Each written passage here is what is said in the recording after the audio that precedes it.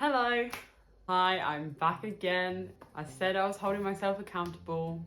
You are holding me accountable. So I'm back again with another video. Today's going to be a little bit more of a chill one again. I'm very much enjoying this style of just kind of talking, feeling like we're having a chat. So today I'm going to try and help you get over a reading burnout. Burnouts can be frustrating when you're a reader because the longer you leave in between books, like the bigger the gaps between the books you're reading, or if you don't have time for reading, you start to acquire more and more and more of a TBR and more books you want to read, and it just becomes overwhelming, and sometimes it could just be off-putting. You don't even want to start a book because you feel there's a pressure to finish it.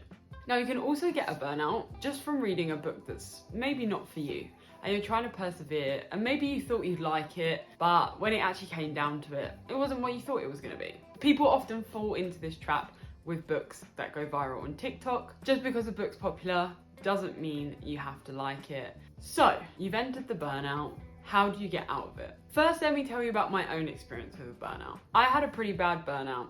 So this burnout for me actually lasted about 5 years. Now, that doesn't mean I didn't read a book during this time, but the books I had been reading were not fulfilling, or they were for academic purposes.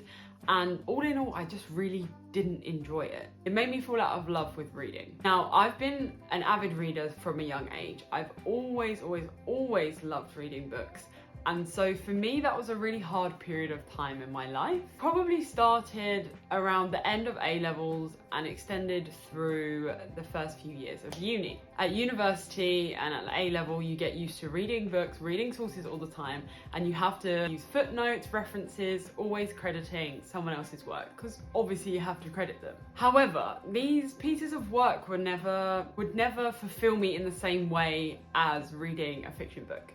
And that's okay. Some people prefer fiction, some people prefer non-fiction. That's not to say that these academic papers I had to read weren't interesting or groundbreaking or amazing, because they were, but it felt like a chore. It wasn't an excitement to read. It didn't provide any kind of escapism, and it really was a struggle to get myself to read, and that's never been a problem for me before in my life. Fast forward a few years, this is ongoing.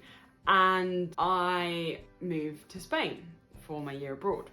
Weird flex, but okay. When I get there, life is completely different. We have COVID going on, I'm meeting new people, I'm having new experiences, I'm battling living in a new country. It's a whole wild time, and I completely sort of forgot about the concept of reading, how reading could help me. And in this time, during uni and up until this point, I had tried to tinker with reading some non-fiction books, but they just never fulfilled me. They felt repetitive, they felt boring, it was a struggle, it was a chore to read it. I was at a complete loss. I didn't know what to read. I was just over it at this point. We go through Spain, we try here and there. It just never felt fulfilling. I started to feel at this point that I didn't really have an urge to pick up a book, or if I saw a book in a window, I wouldn't necessarily be like, oh, I have to read the blurb, I have to see what it's about. And I didn't like that. So when I came back from my year abroad, I went into my final year of uni, and I said to myself, this has been going on long enough. This is the year that I'm going to get over the reading burnout. This was in September 2021. However, it took a few months, a few trial and errors, trying to pick a book, trying to find something. And none of it was working. I was getting more frustrated, and I was consistently in, oh, that bird's back, hello. I was consistently in a loop. But this all changed in December 2021. I sat down and I said, I'm going to read a book. It's going to be a good one. I wanted something that was fiction, that wasn't necessarily something I'd read before, but was still comforting and still had drips and drabs of the old kind of genres I like to read. And I spent about a week or two trying to pick the best book. I was like, this is the book that's going to launch me back into reading. I decided that I'd set myself a goal in the new year that I would read 2 books a month, and if I didn't meet it, I wasn't going to be mad at myself, but it was a goal. In order to get there, I needed to start off and I needed to take that leap and have that first book. Rattling on here. December 2021, I found the book. It was The Thursday Murder Club by Richard Osman. This was a book that had a lot of popularity, but not necessarily with the demographic that I belong to.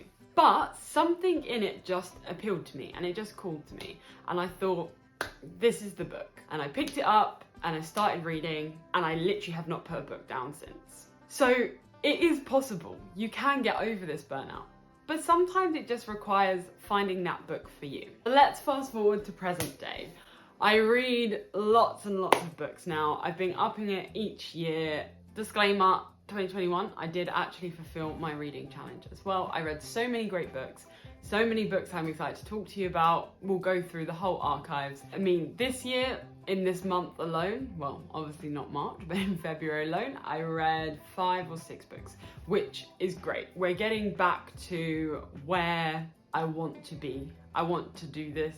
I want to read and share my experiences with other people and have them share it with me. You know, maybe we can make a book club, you know, maybe. How do I help you with your burnout? You're like, yeah, Alice, thanks for sharing, but what about me? Here's my advice. Number 1, this is gonna sound backwards, but hear me out.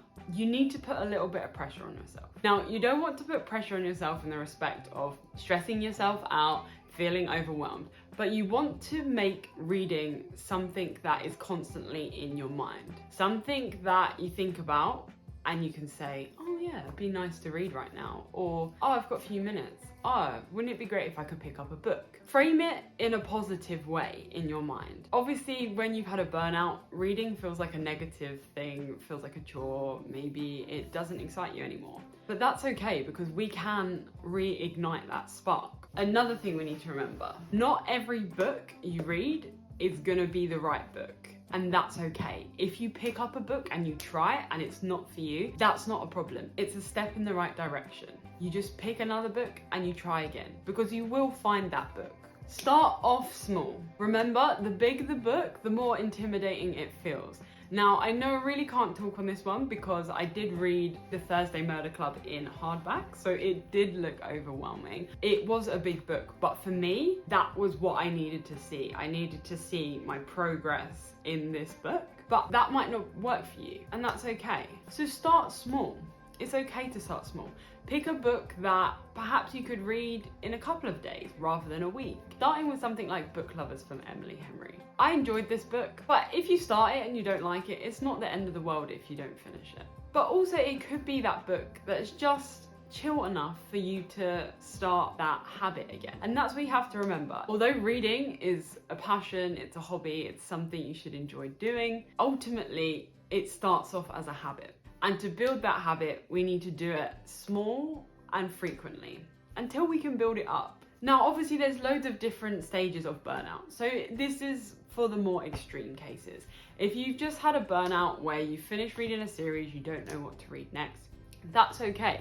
These tips will also work for you, but perhaps you don't have to worry about the size of the book as much. You can go for something that perhaps you wanted to read for a long while, or something that one of your friends or family has recommended or has read recently. You can check some of my recommendations if you would like. You can go with it. Remember that it's always your own personal journey. Just because a burnout for someone else went differently doesn't mean you can't overcome yours as well. I hope there were some good tips in there. If you want more advice on this topic, we can definitely sit down and have another chat about it again. Let me know if you've ever experienced a burnout, how you overcame it, or if you're experiencing one now, drop me a comment and we can try and get you out of it. Well, I hope you enjoyed this one. It's kind of just me talking at a camera, so hope you don't mind waffling away. Thank you so much for watching and I'll see you in the next one. Bye!